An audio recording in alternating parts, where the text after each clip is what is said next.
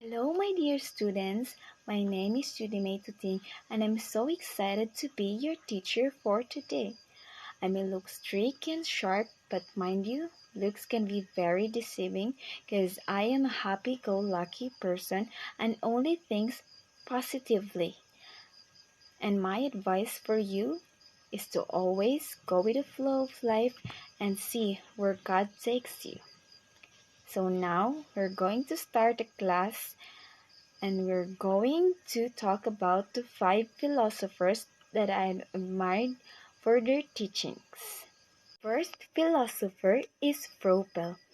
Don't you know that he is the father of kindergarten? It's because he thinks that creative expression should be encouraged. Education should be accompanied with the spirit of informality and joy.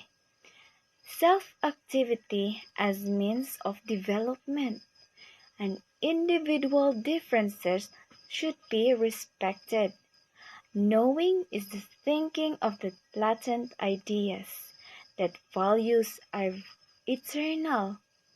Play, spontaneous activities should be utilized to promote self-realization. A subject matter curriculum emphasizing the great and enduring ideas of culture and the means of social development. Second philosopher is John Dewey. He believes that learning is by doing. He thinks that education is life, not a preparation for life.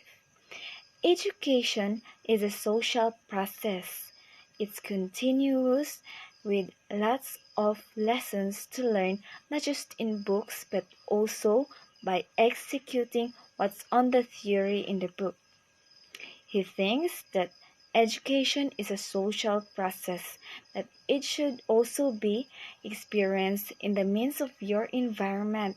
You should interact with your society and make some friends. He also thinks that education is growth and continuous reconstruction of experience. It is the center of correlation in the child's own social activities. Then the school is the primarily a social institution where you should learn quite a lot. The third philosopher is Aristotle. He thinks that the end of education is not knowledge alone. It is the union of the innate intellect of the individual and his will.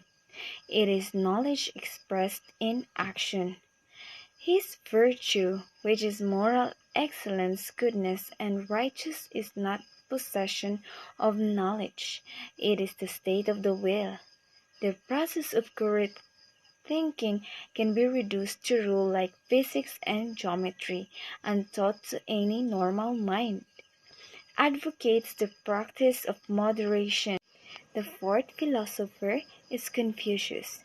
He thinks the development of moral and ethical principles to promote peace and order and to preserve human dignity. The family should serve as a model correct relation among them.